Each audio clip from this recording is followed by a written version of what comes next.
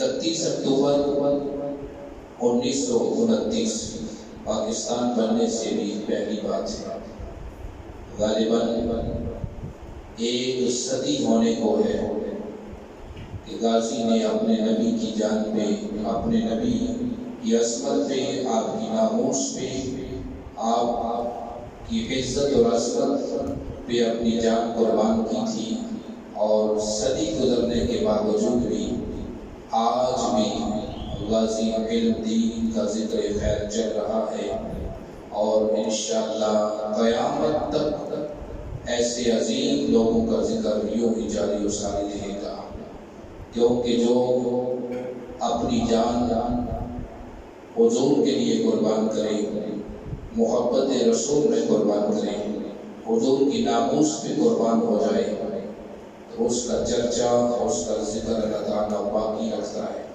آنے والی نسلوں میں، اور صبح قیامت تک ان کا ذکر باقی رہتا ہے۔ آج ایک صدی کے قریب ہونے والا ہے یہ واقعہ، لیکن اس کے باوجود بھی آج بھی بچہ یہ جانتا ہے کہ غازی علم دین کون تھا۔ مختصر سی زندگی اس دنیا میں گزاری، 20-21 سال کی چڑھتی جوانی تھی، 20 سال کی عمر میں، 21 سال کی عمر میں شہادت کو گلے سے لگایا، حضور کی محبت میں جان قربان کی، اور وہ 20 سالہ زندگی یقین جانیے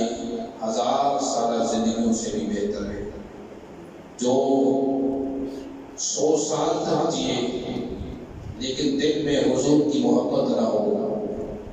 اس سے ایسے غازیوں کی زندگی کا ایک لمحہ بھی اس سے افضل ہے۔ جو ایک گھڑی اور ایک ساتھ ہے وہ اس 100 سالہ زندگی سے بہتر ہے جو حضور کی محبت میں بسر کی جائے۔ تو حضرات گرامی، اللہ تعالیٰ قرآن مجید فرقان حمید میں ارشاد فرماتا ہے، قُلْ إِن كُنتُمْ تُحِبُّونَ اللَّهَ، اگر تم اللہ سے محبت چاہتی ہو، اللہ تعالیٰ کی رضا چاہتی ہو، اللہ تعالیٰ سے دوستی کرنا چاہتی ہو، تو پھر فَاتَّبِعُونِی، میری پیروی کرو۔ حضور نے فرمایا اگر تم اللہ سے دوستی اور اس کی رضا کے طلبگار ہو تو پھر اللہ تعالیٰ کا یہ ارشاد پاک ہے، حضور نے سنایا کہ پھر پیروی کرو اپنے نبی کی، اتباع کرو، اطاعت کرو۔ جو حضور کی اطاعت و پیروی کرے، حضور سے محبت کرے، اللہ تعالیٰ اسے اپنی رضا اور اپنی دوستی کا شرف بھی عطا فرمائے گا۔ اللہ تعالیٰ کا یہ وعدہ ہے کہ میں اس شخص کو اپنا قرب عطا کروں گا، اسے اپنی دوستی اور اپنی رضا سے نوازوں گا، جو میرے نبی کی اطاعت بھی کرے اور میرے نبی سے محبت بھی کرے، جو کہ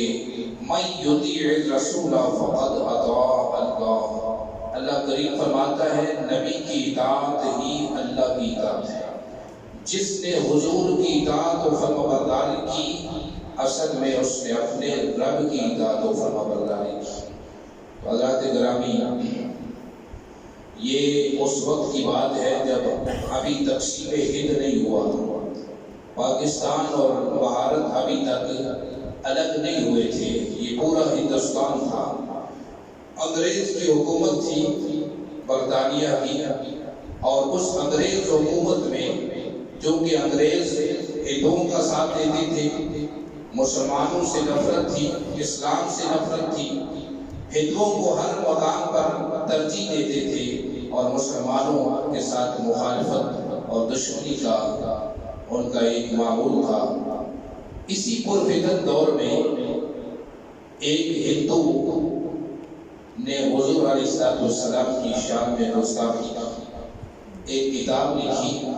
اور اس کتاب میں پیارے آقا صلی اللہ علیہ وسلم کی شان میں گستاخیاں کی گئی، ایسی ایسی نازیبہ باتیں لکھی گئی جن سے اہل ایمان کا دل دکھا۔ حضور کے جس امتی کو بھی پتہ چلا وہ دکھی ہوا، اور اس ہندو کی اس گستاخی پر سیدھا ہوا۔ ہر ایک کو ملال تھا، پریشانی تھی، دل سب کے دکھے، احتجاج بھی ہوئے، لیکن چونکہ حکومت انگریز کی تھی اور انگریز ہندوؤں کے ساتھ تھی تو انصاف کی کوئی توقع نہ تھی کہ اس گستاخ کو انجام تک پہنچایا جائے گا، تو پھر اللہ تعالیٰ نے اس گستاخ کا بھی بندوبست کر دیا۔ اہل ایمان اس وقت بڑے بڑے موجود تھے، بڑی بڑی عظیم شخصیات موجود تھی، مشائخ، علماء اور پیران نظام،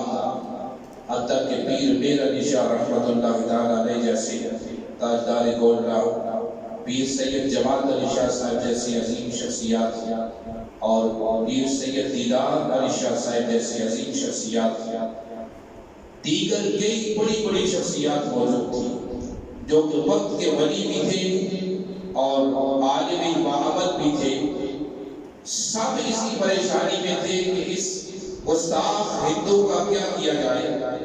ہر شخص یہ چاہتا تھا کہ یہ اپنے انجام کو پہنچے، اس کو سزا ہو، اس کو جینے کا کوئی حق نہیں، چونکہ حضور علیہ السلام کا فرمان عالی شان ہے، من سب نبی فقتلوہ،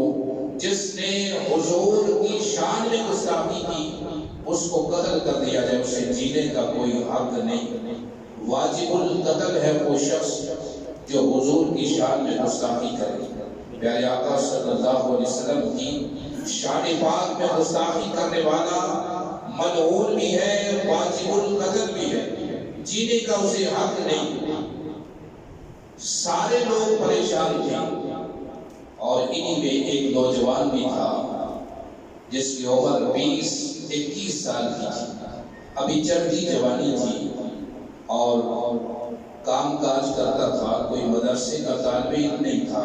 کوئی حافظ قرآن نہیں تھا، عالم دین نہیں تھا، کوئی پیر نہیں تھا، عام نوجوان تھا، والد کے ساتھ کام کاج کرتا، والد مستریوں کا کام کرتا، لکڑی کا کام کرتا، فرنیچر بناتا اور والد کے ساتھ یہ نوجوان بھی کام کرتا، لیکن اللہ تعالیٰ نے اس کے سینے میں حضور کی محبت رکھی تھی، حضور سے عشق کا محبت تھی، اور یہی غازی علم دین ہے جس نے اہل ایمان میں سے اس وقت اٹھ کر یہ کارنامہ سر انجام دیا کہ اس گستاخ رسول کو انجام تک پہنچایا اور پھر رہتی دنیا تک اپنے نام کو ایسا روشن کیا کہ آنے والی نسلوں کی زبانوں پہ غازی علم دین کے ترانے جانے۔ تو حضرات گرامی، روایت ملتی ہے، یہ حکایت کتابوں میں ملتی ہے کہ غازی ایک دن نماز پڑھنے کے لیے مسجد میں گئے تو دیکھا جب سارے لوگ نماز پڑھ کر چلے گئے تو مسجد کے کونے میں ایک بزرگ بیٹھے ہیں، ایک بوڑھا آدمی بیٹھا ہے، سفید ریش ہے، جسم کمزور ہے، دبلا پتلا ہے اور وہ زار و قطار رو رہی۔ تو جب روتے ہوئے دیکھا تو غازی علم دین رحمت اللہ تعالیٰ علیہ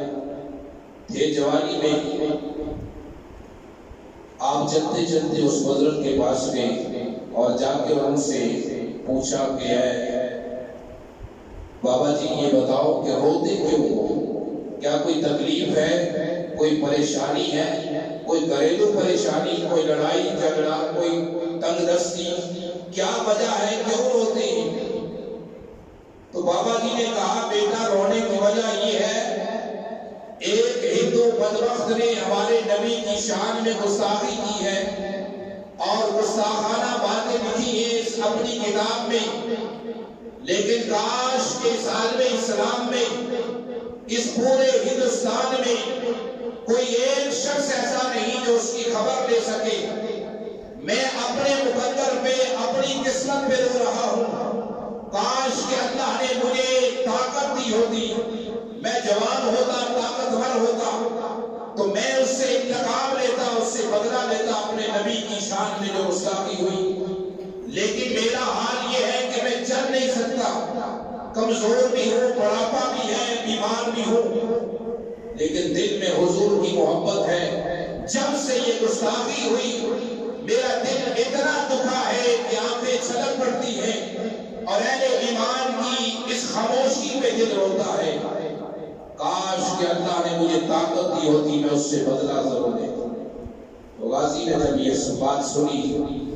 تو کہنے لگے بابا جی اللہ تعالیٰ اس گستاخ کو بھی اپنے انجام تک پہنچائے گا، آپ صبر کریں، انشاءاللہ اللہ تعالیٰ اس کا کام بھی تمام فرما دے گا، اور کوئی مرد مجاہد اٹھے گا جو اس کو بھی انجام تک پہنچائے گا۔ یہ بات کرنے کے بعد غازی مسجد سے اٹھتا ہے اور علم دین مسجد سے اٹھ کر اپنے گھر کی طرف چلے۔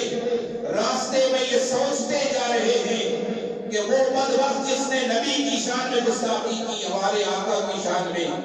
اور پھر وہ ابھی صحیح سلامت ہے، ابھی سلامت ہے، کسی نے اسے پوچھا نہیں۔ دل میں یہ سوچتے جا رہے ہیں اور جاتے جاتے ہی دل میں یہ تہیہ کر لیا کہ میں اگر کوئی اور نہ اٹھا تو میں تو موجود ہوں، اللہ نے جوانی بھی دی ہے، طاقت بھی ہے،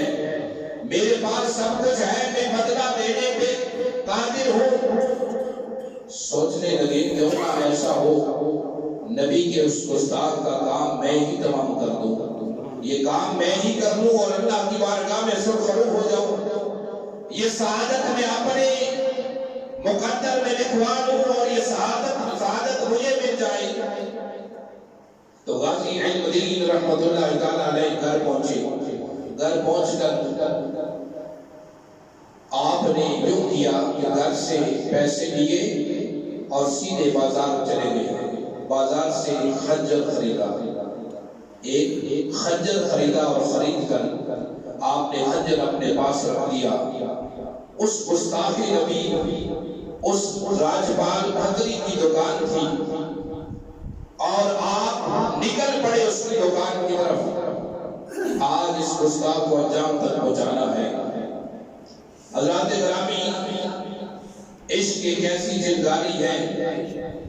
جب یہ بھڑکتی ہے تو پھر شعلے بھڑک اٹھتے ہیں،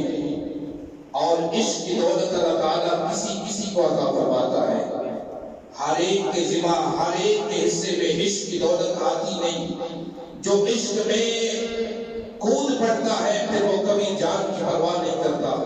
نہ اسے جان کی پرواہ، نہ اولاد کی، نہ والدین کی، نہ رشتہ داروں کی۔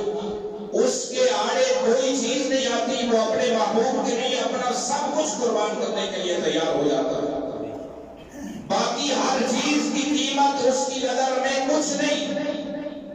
اگر قیمت ہوتی ہے تو اپنے محبوب کی، اور اس کے لیے سب کچھ قربان ہے، حتیٰ کہ جان بھی قربان ہے۔ تو غازی علم دین رحمت اللہ تعالیٰ علیہ آپ بھی چلتے چلتے اس راجپال کھتری کی دکان پہ پہنچ گئے۔ جا کر دکان میں داخل ہوئے تو دیکھا بڑی تکبرانہ انداز سے بیٹھا ہے اور بڑا اکڑ کے بیٹھا ہے۔ تو آپ چلتے چلتے اس کے پاس پہنچے۔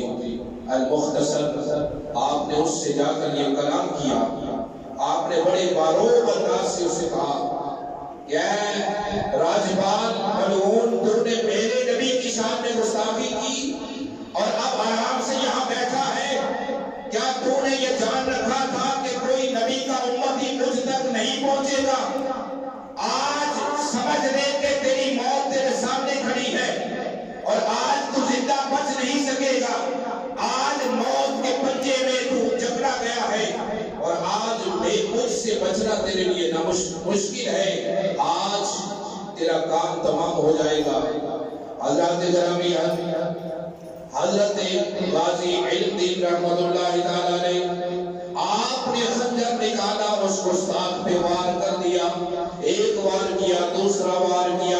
پیدر پہ وار کرتے گئے جب تک وہ واصل جہنم نہ ہو جاتا، اس وقت تک وار کرتے رہے۔ آخر بالآخر وہ راجپال کھتری گستاخ رسول جب ہلاک ہو گیا، واصل جہنم ہو گیا، تو غازی علم دین رحمت اللہ تعالیٰ نے دکان سے باہر نکلے، لباس پہ خون ہے، ہاتھ میں خون آلود خنجر ہے، اور اسی حال میں باہر نکلے۔ دکان سے باہر نکل کر ایک طرف ایک نل کا پانی گئے، وہاں سے اپنے لباس کو دھویا، اس ناپاک خون سے اپنے لباس کو پاک کیا، اور پاک کرنے کے بعد لوگ جمع ہو گئے۔ ہر طرف شور بڑھ گیا کہ قتل ہو گیا، فلاں آدمی نے قتل کر دیا۔ آپ نے فرمایا لوگوں فکر نہ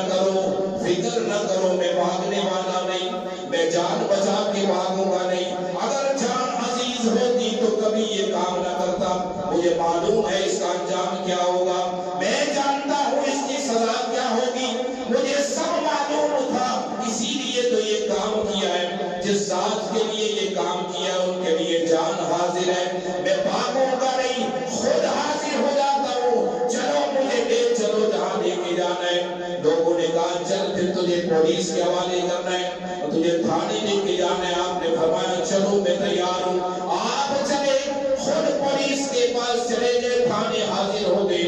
آپ نے فرمایا اے لوگوں، میرے نبی کی شان میں اس بدبخت نے گستاخی کی تھی اور اہل ایمان کا دل دکھایا تھا، آج نبی کے دیوانے نے اس کا کام تمام کر دیا ہے، آج اس کا کام تمام کر دیا، جو سزا ہے میرے لیے میں حاضر ہوں۔ المختصر غازی علم دین رحمت اللہ تعالی علیہ کو گرفتار کر دیا گیا، آپ کو جیل میں رکھا گیا اور پھر راتوں رات لاہور کی جیل سے میاں والی جیل منتقل کر دیا گیا اور کسی کو خبر تک نہ ہوئی۔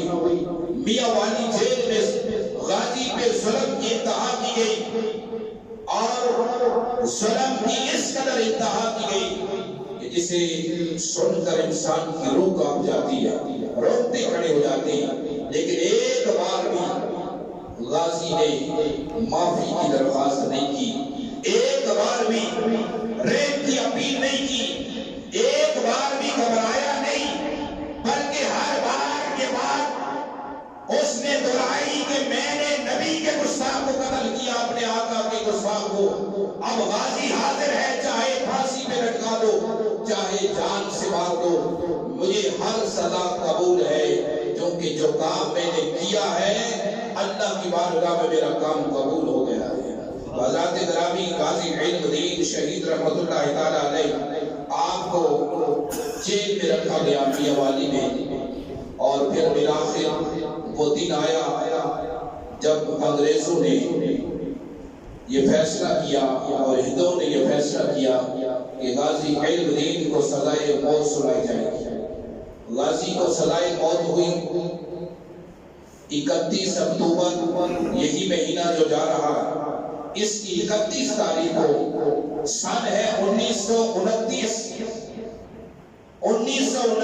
کے 31 اکتوبر کا دن ہے،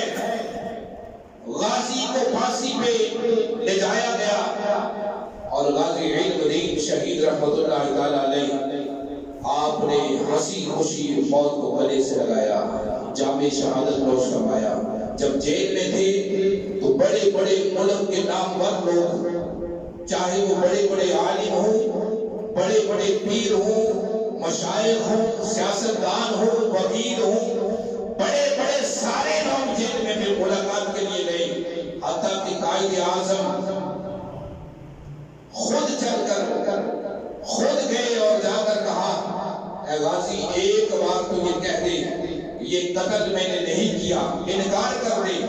چونکہ جسم دین گواہ نہیں ہے،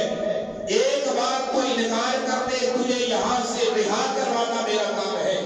چوٹی کے سیاست، چوٹی کے وکیل تھے، پوری دنیا میں قائد اعظم کی وکالت کے چرچے تھے، آپ نے فرمایا ایک بار تو کہہ دے کہ میں نے یہ قتل نہیں کیا، تجھے بچانا میرا کام ہے۔ آپ نے مسکرا کے فرمایا وہ کام جو میری زندگی کی کل متاع ہے، وہ کام جس کے لیے غازی نے اپنی جان قربان کرنے کے لیے ہتھیلی پہ رکھ دی ہے، میرے پاس کوئی سرمایہ نہیں، کوئی آخرت کا سرمایہ نہیں، کوئی زیادہ راہ نہیں، ایک ہی کمائی کی ہے زندگی میں، حضور کے نام پہ یہ کام کیا ہے اور آپ اس کو بھی انکار کر کے ضائع نہیں کرنا چاہتا، میں اپنی جان بچانا مجھے کوئی عزیز نہیں، حضور کی ناموس پہ قربان ہونا مجھے پسند ہے۔ حضرات گرامی، غازی علم دین شہید رحمت اللہ تعالی علیہ، آج آپ کو المختصر پھانسی پہ لٹکا دیا گیا اور پھر جب آپ نے جامِ شہادت نوش فرما دیا، اس سے قبل یہ بھی سنتے جائیے کہ جب جیل میں تھے تو جیل کی انتظامیہ، پہرے دار، جو روایات بعد میں انہوں نے بتائی، جو حکایات بتائی کہ جیل کے چوکیدار نے بتایا جو کہ ایک مسلمان تھا کہ جس دن غازی کو پھانسی پہ لٹکایا جانا تھا اس سے اگلی رات میں پہرے پہ تھا، میری ڈیوٹی تھی، چوکیداری تھی اور غازی کی چوکیداری کر رہا تھا، وہ کال کوٹری میں بند ہے، تالا لگا ہے، میں باہر بیٹھا ہوں چوکیداری کر رہا ہوں، تھوڑی دیر کے بعد میں اٹھتا جا کر گشت کر کے دیکھتا کہ غازی کیا کر رہا ہے، وہ اپنے ذکر و فکر میں مشغول رہتا، میں پھر واپس آ کے بیٹھ جاتا۔ رات آدھی گزر گئی، جب پچھلا پہر شروع ہوا، آدھی رات گزر گئی تو میں اٹھا، جا کے جب اندر جان کر دیکھا تو میرے پاؤں تلے زمین نکل گئی۔ میں نے دیکھا کہ غازی اندر موجود نہیں، غازی اندر موجود نہیں ہے۔ میں پریشان ہو گیا، مجھے اپنی جان کے لانے پڑ گئے۔ اب انگریز کی حکومت ہے اور غازی علم دین جیل سے غائب ہو گیا۔ کل سزائے موت سنائی جانی تھی اور میرا پیرا ہے، اگر غازی کہیں چلا گیا تو اس کی جگہ مجھے لٹکا دیا جائے گا۔ حضرات گرامی، یہ پہرے دار کہتا ہے جب غازی غائب ہو گیا میری جان پہ بن گئی، میں پریشان ہو گیا، پریشانی کی حالت میں کبھی ادھر جاتا کبھی ادھر جاتا اور میں افسوس کرتا کہ غازی نہ جانے کدھر غائب ہو گیا، فرار ہو گیا، اب نہ جانے میرے ساتھ کیا ہونے والا ہے۔ میں اسی پریشانی میں بیٹھا اور رو رہا ہوں، آنکھیں چھلک پڑی ہے، میں روزاروں قطار رونے لگا۔ اب چونکہ مجھے اپنی موت سامنے نظر آ رہی تھی اور کل اس کی جگہ مجھے لٹکا دیا جاتا، اسی پریشانی میں جب بیٹھا کچھ وقت گزر گیا، رات کا پچھلا پہر شروع ہو گیا اور جب تہجد کا وقت ہوا میں پھر اٹھا، جا کر دیکھوں تو صحیح، جب اندر جان کر دیکھا تو غازی اپنی جگہ پہ بیٹھا ہے، غازی اپنی جگہ پہ بیٹھا ہے۔ میں حیران ہو گیا اور میں جا کر غازی سے پوچھا، اے علم دین یہ بتا، پہلے میں تجھے دیکھ کر گیا تو یہاں موجود نہیں تھا، اس کمرے میں موجود نہیں تھا، میں نے کئی بار دیکھا تو موجود نہیں تھا، میں پریشان ہو گیا، فکر مند ہو گیا اور مجھے اپنی جان گرانے پڑ گئی، یہ بتا کہاں گیا تھا، غائب کدھر ہو گیا تھا؟ اے غازی یہ بتا، کیا تو کوئی جن ہے، فرشتہ ہے کیا کہ ابھی تو تھا نہیں، ابھی دیکھا تو موجود ہے؟ تالا پہلے بھی ویسے ہی لگا تھا، اب بھی ویسے ہی لگا ہے، باقی دیوار کوئی پھٹی نہیں، دیواریں بھی سلامت ہیں، چھت بھی سلامت ہے، دروازے پہ بھی تالا لگا ہے، یہ بتا تو غائب کہاں ہوا؟ آپ نے فرمایا بابا جی چھوڑ دے اس بات کو، لیکن اصرار کیا کہ نہیں، تجھے قسم ہے اس نبی کی جس کی ذات کے لیے تو خود کو قربان کرنے جا رہا ہے، مجھے یہ حقیقت بتا کہ تو گیا کہاں تھا؟ غازی نے فرمایا پھر کسی کو بتانا نہیں، کسی کو بتانا نہیں کہ میں جو بات تجھے بتانے والا ہوں، چونکہ تو نے اس نبی کا واسطہ دیا ہے جن سے دل و جان سے میں محبت کرتا ہوں اور جن کی محبت میں میں نے یہ قدم اٹھایا ہے، جان قربان کرنے جا رہا ہوں، اس ذات عظیم کا واسطہ تو نے دیا ہے تو سن لے۔ رات جب آدھی گزر گئی تو میرے کمرے میں حضرت علی المرتضیٰ شیر خدا رضی اللہ تعالیٰ عنہ آئے اور مجھے کہنے لگے، اے غازی علم دین تجھے نبی نے بلایا ہے، پیارے آقا نے بلایا ہے کہ علم دین کو لے آؤ، اب تو میرے ساتھ چل، میں تجھے لے جانے کے لیے آیا ہوں۔ اور غازی علم دین فرماتے ہیں مولا علی شیر خدا رضی اللہ تعالیٰ عنہ مجھے اٹھا کر حضور کی بارگاہ میں لے گئے۔ میں حضور کی بارگاہ میں جب گیا میرے آقا نے اٹھ کر میرا استقبال بھی کیا، مجھے سینے سے بھی لگایا اور مجھے سینے سے لگا کے فرمایا، اے علم دین تجھے مبارک ہو، تو نے جو کام کیا ہے ہم نے تیرا یہ خدمت قبول فرما دی ہے۔ اور حضرات گرامی غازی علم دین شہید رحمت اللہ تعالیٰ علیہ جو کہ جیل کی کوٹری سے اٹھ کر حضور کی کچہری میں پہنچنے والے، اب بیان کیا جاتا ہے کہ جیل میں ہی تھے کہ غازی علم دین رحمت اللہ تعالیٰ علیہ فرماتے ایک دن اللہ کے نبی حضرت موسیٰ علیہ السلام کی زیارت ہوئی، اللہ کے نبی حضرت موسیٰ علیہ السلام سے جب میری ملاقات ہوئی تو میں نے عرض کیا حضور آپ اللہ کے جلیل القدر نبی، بڑے جلال والے نبی، بڑے روح والے نبی، آپ بڑی شانوں والے نبی ہیں، اللہ سے کلام کرنے والے، آپ مجھ سے ملنے یہاں کیسے آئے، مجھے اپنی زیارت سے کیسے نوازا؟ حضرت موسیٰ علیہ السلام نے فرمایا، اے علم دین میں جب بھی ہم انبیاء کی جب بھی کچہری لگی جس میں سارے نبی موجود ہوتے ہیں تو اس کچہری میں حضور نے بارہا تیرا نام لیا کہ میرا عاشق غازی علم دین. میں نے مجھے یہ تجسس ہوا کہ میں دیکھوں تو صحیح جس ذات کا نام ہمارے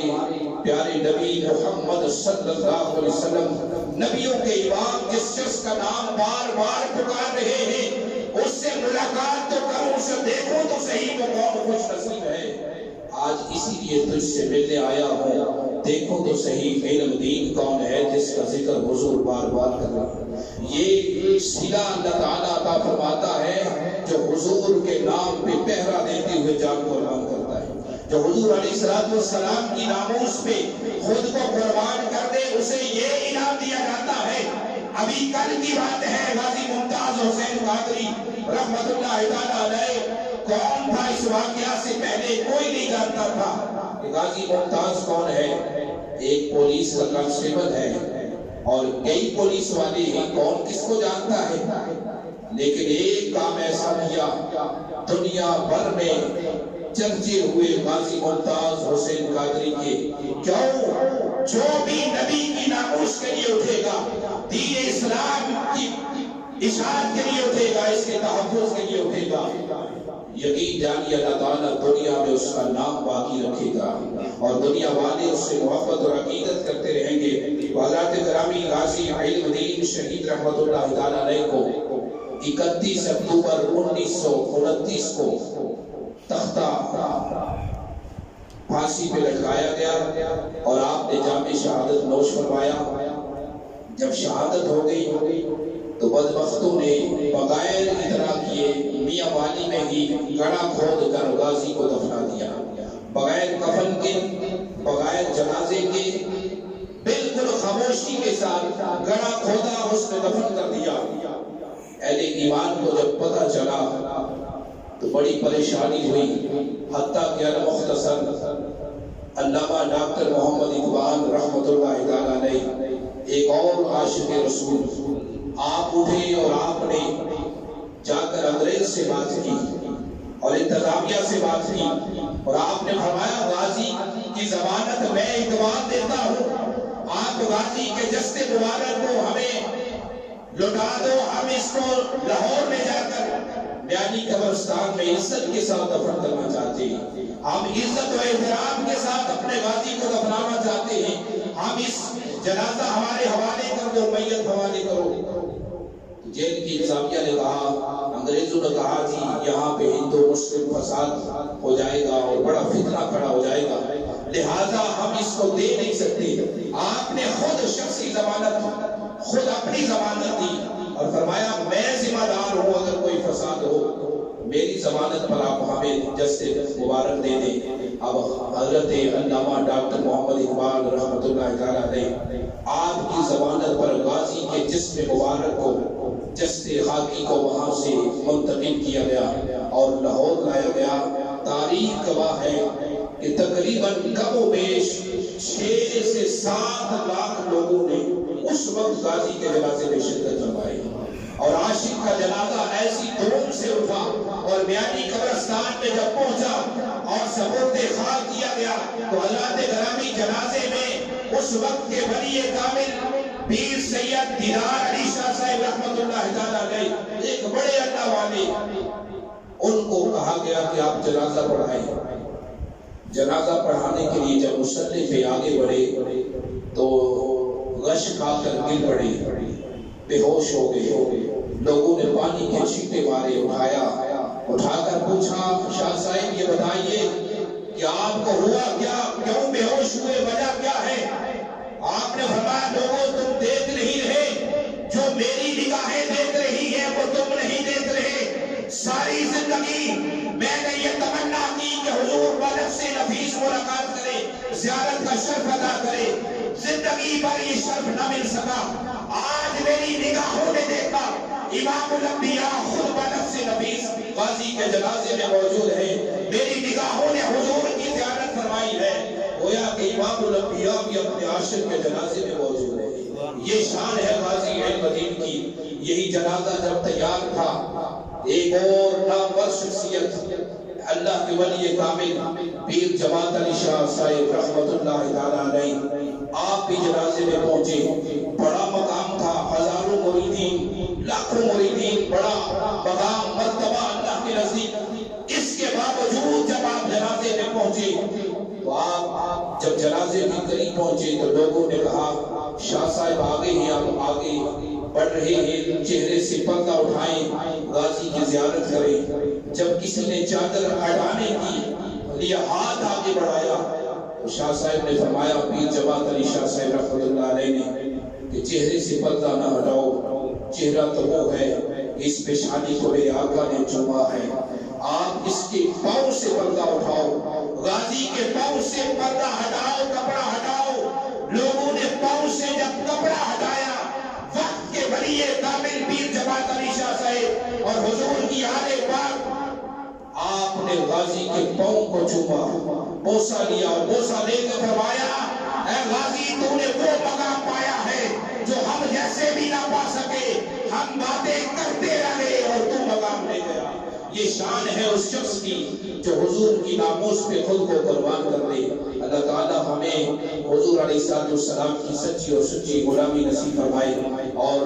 غازی علم دین جیسے جو عظیم لوگ اس دنیا سے رہے ان کا ذکر خیر کر کے ان کے مشن کو آگے چلانے کی توفیق عطا فرمائے۔ وآخر دعوانا الحمدللہ۔